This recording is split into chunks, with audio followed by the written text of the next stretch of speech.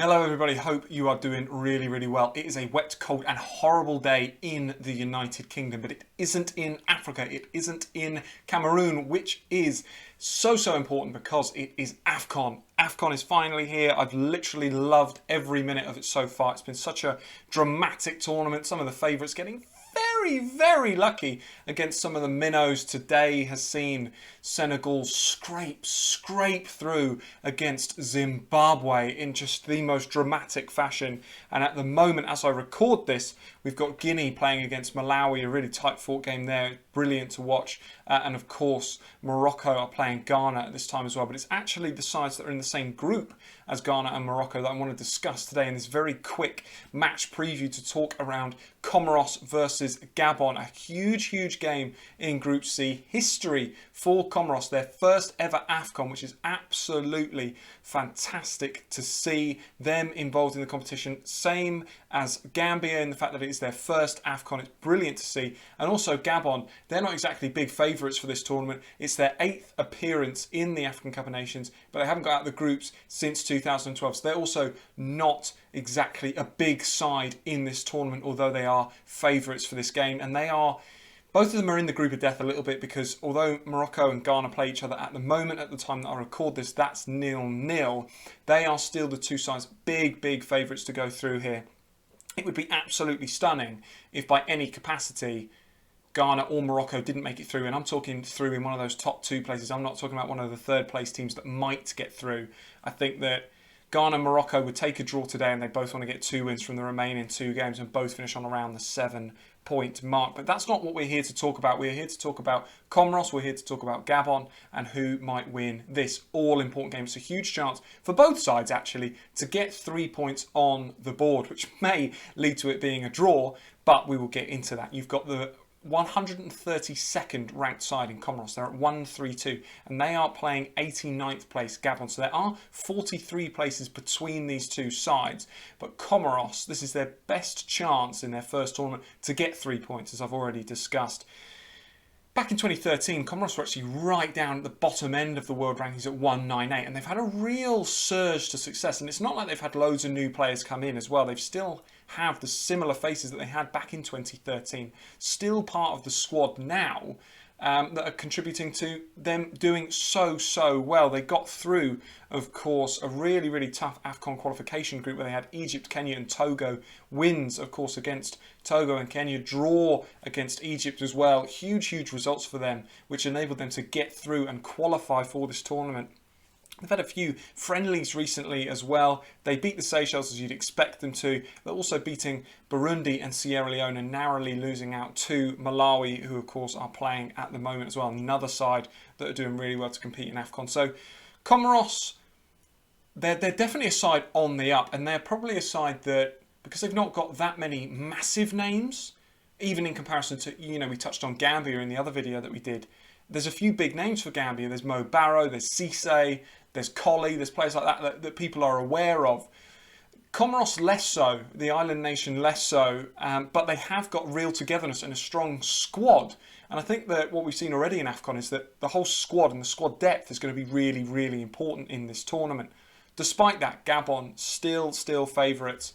They'll have to go into this game without striker and captain Pierre-Emerick Aubameyang, Arsenal player, of course, who's tested positive for the coronavirus. So I don't think he's actually joined up with the squad yet, which is good because I don't think the infection has travelled through the team, as we've seen it has done with Malawi, which has decimated their squad a little bit. So the rest of Gabon's side still able to play as you would expect them to, but no Aubameyang for this game.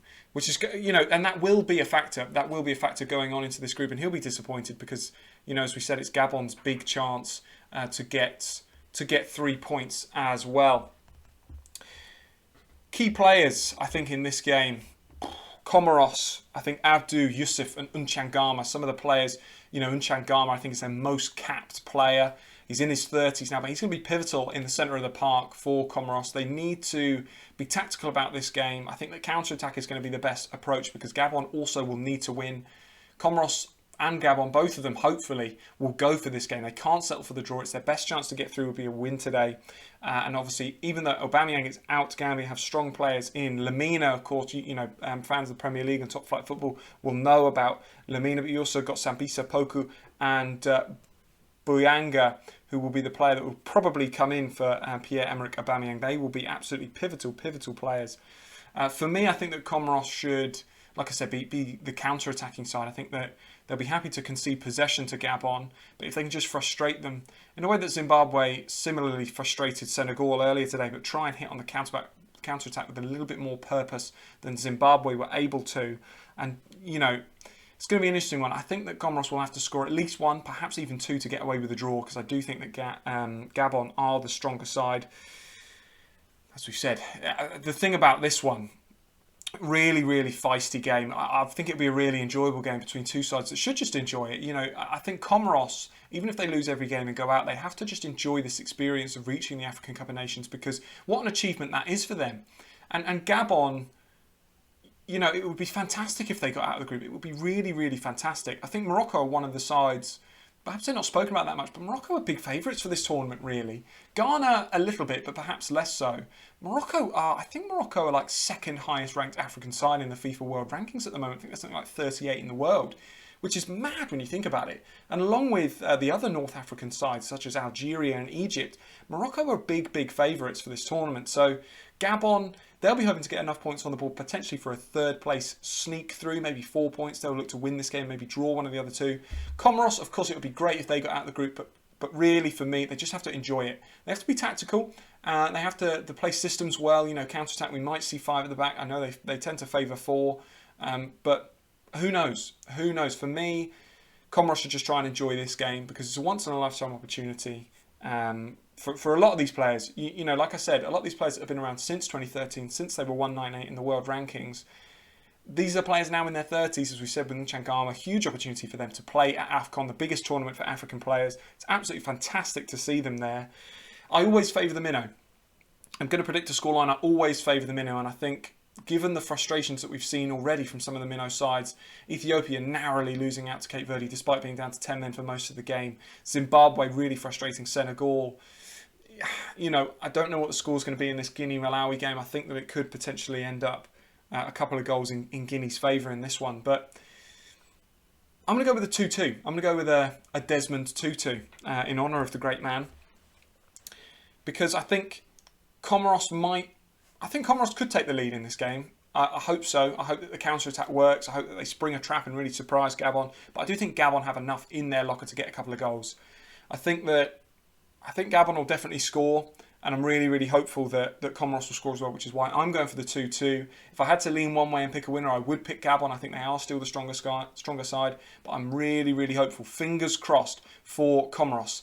What I really want to know, though, because, I'm new to this tournament, I'm new to these teams, I've done my research, I love watching AFCON, I love watching these teams, but you will probably know more than I do. So drop a comment below, let us know what you think the score's going to be. If you're from one of these nations, please get involved. If you're not, but you're from another African nation, how do you think your team's getting on, or how do you think your team's going to get on if they haven't played yet? And who do you think the ultimate winner of AFCON is? It's been great to have you with us. Don't forget to like and subscribe to this video. The more likes, the more views we get, the more videos that we can do and talk about this brilliant competition. We love it, you love it, we all love it. Let's just enjoy it. If you haven't seen the Gambia video, then do click on it. It's about to come on in a minute in the end screen. Thank you so much for watching, and we will see you next time.